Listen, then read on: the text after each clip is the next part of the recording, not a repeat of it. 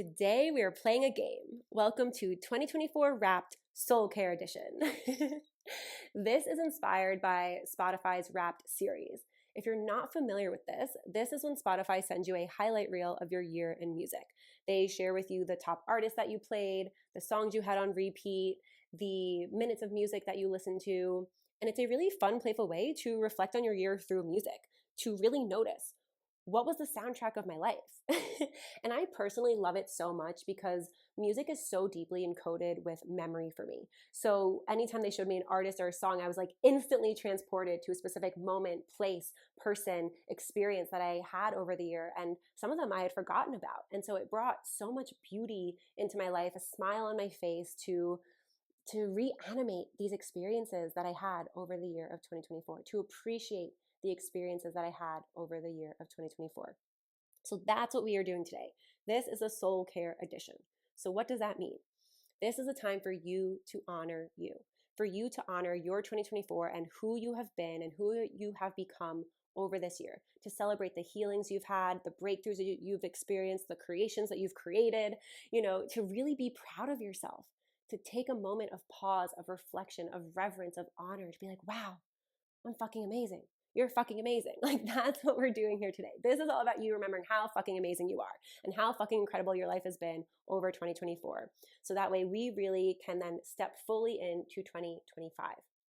And so I will do another transmission on activating your 2025.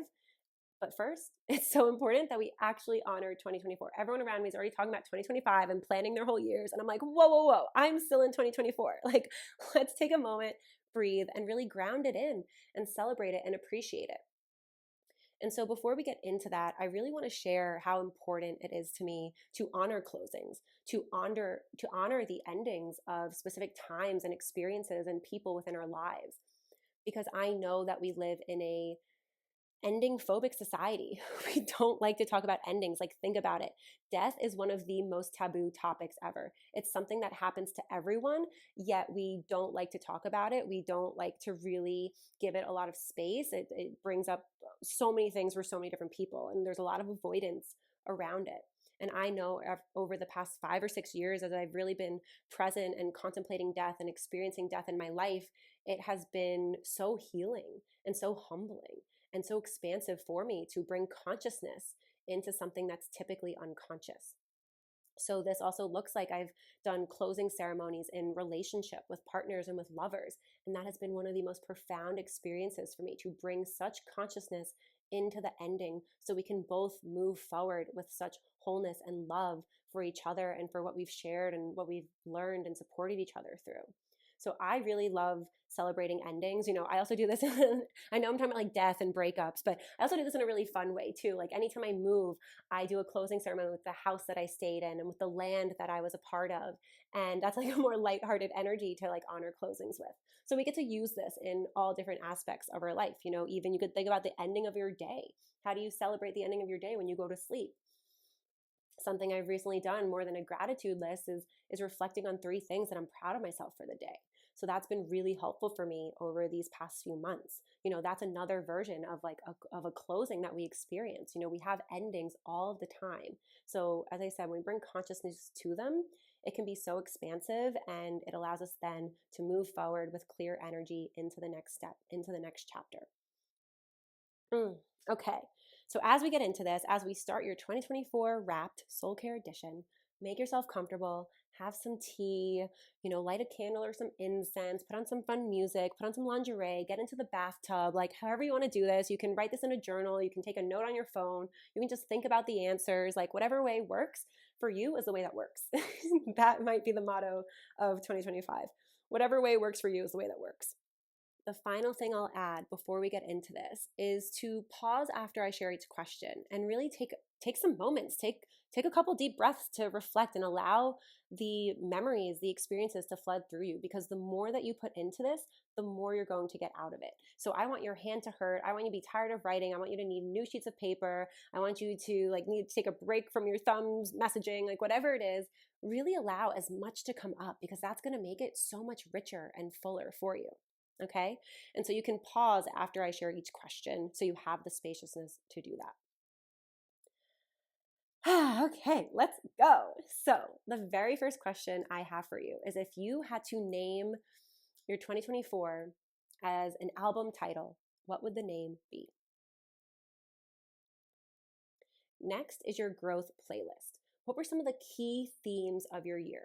What were you exploring throughout this year? So, as an example, for me, a lot of it was about emotional mastery, of breaking my emotional masochism, which, if you're not familiar with that, go to the very first episode of this podcast. That was huge for me in my resiliency and to not get stuck in the swampiness of emotions, but to really keep moving forward and receive the gems from them. Another major theme for me was wholeness, was knowing that I can, I moved to like 5 different cities this year. And within all of that, I felt so grounded. I was so stable within myself, even with all of the external movement. And then as well, like within relationship, intimacy and vulnerability and just knowing my wholeness and meeting wholeness through another. That was so powerful. So those were really some of my key themes over this year, with all of that obviously encoded in sensuality, play, and pleasure, because that's always the theme of my life. Next is what tracks were your most played, right? What were some of your favorite memories over this year? You can go month by month, week by week, season by season, but write out a handful of them and like notice what happens in your body as you're doing that. Like let it feel good, let it bring a smile to your face. And if there's those memories that are included with other people, send them a message and like reanimate that with them as well. And like bring that intimacy into the experience. Like say thank you so much. Like this was one of my favorite memories of 2024.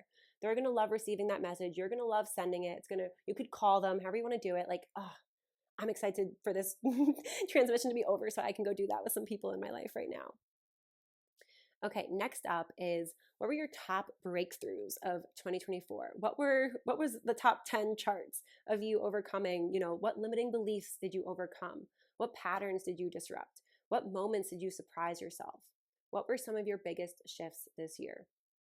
So for example, one of mine was really redefining what trust meant for me. And I remember I was in the silent retreat and I had this definition of trust where like, okay, things will always work out how I want them to work out. And I realized, oh, that's not what that means. Trust is I can trust myself to handle anything that happens.